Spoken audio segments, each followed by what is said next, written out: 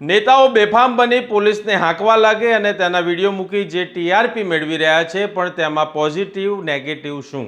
સૌપ્રથમ વાત કરીએ ગુજરાતમાં ઉભરતા બે યુવા નેતાઓની, તો જિગ્નેશ મેવાણી અને ગોપાલ ઇટાલિયા. બંને નેતાઓ સતત સોશિયલ મીડિયા પર છવાયેલા રહે છે.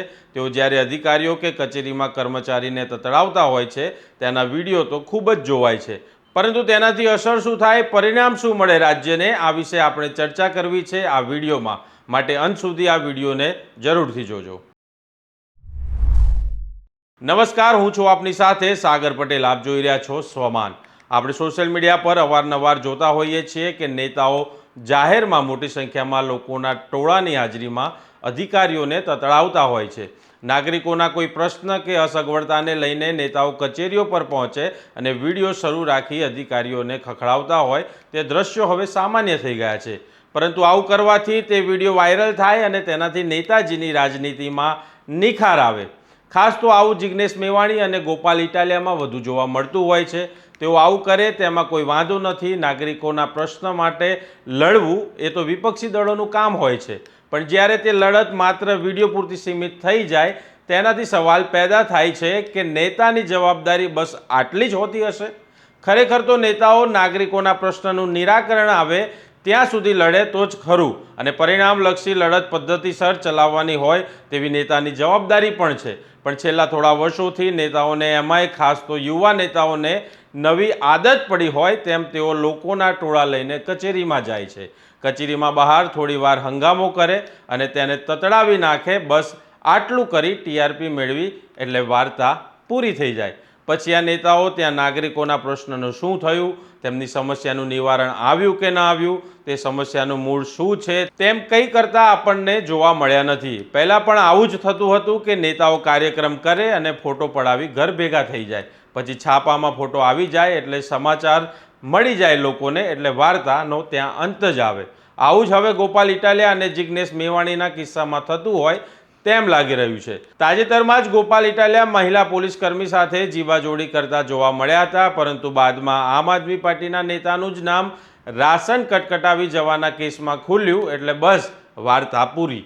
આવું જ વાવ થરાદના શિવનગરમાં જોવા મળ્યું, જ્યાં જિગ્નેશ મેવાણીએ દારૂ, ડ્રગ્સ અને ગાંજો વેચાણના અડ્ડા ચાલે છે તે વાતને લઈ પોલીસ સ્ટેશન માથે લીધું અને લોકોના ટોળાની હાજરીમાં પોલીસ અધિકારીઓ અને કર્મચારીઓને તતડાવી નાખ્યા. વિડીયો ખૂબ ચાલ્યો, અમે પણ એ વિડીયો બતાવ્યો હતો. પણ શું પટ્ટા ઉતારી નાખીશ, 8 પાસ ક્યાં છે, આવ અહીંયા બંધ કરાવ ધંધા, આવું કહેવાથી શું રાજ્યમાં ગેરકાનૂની ધંધા બંધ થઈ જશે?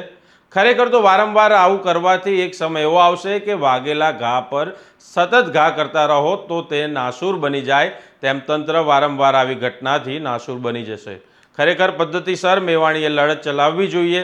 ગાંધીજીની માફક તેમણે જનજાગૃતિ અને જનભાગીદારીથી તંત્રને પદ્ધતિસર સુધારવાના પગલાં લેવા જોઈએ.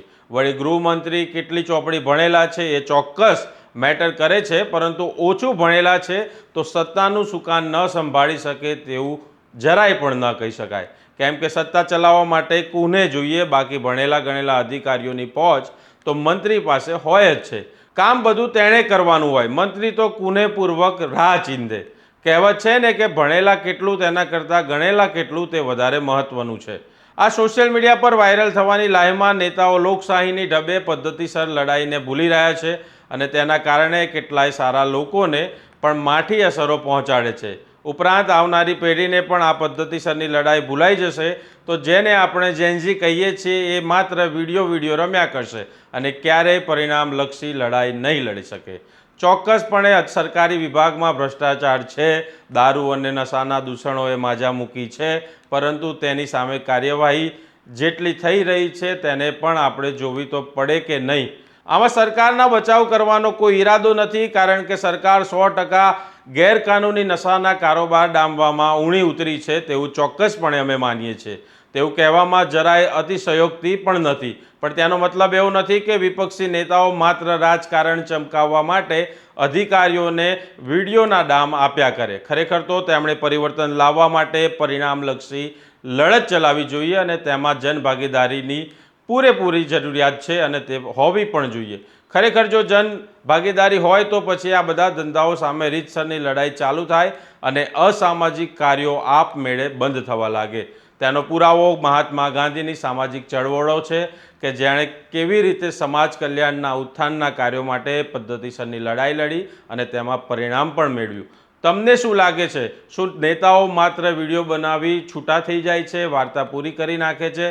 તમને શું લાગે છે? તમને જે કંઈ પણ યોગ્ય લાગતું હોય તમે કોમેન્ટ બોક્સમાં જરૂરથી જણાવજો. અને આ અહેવાલ જો તમને પસંદ આવ્યો હોય તો લાઇક, શેર અને સબસ્ક્રાઈબ જરૂરથી કરજો. નમસ્કાર.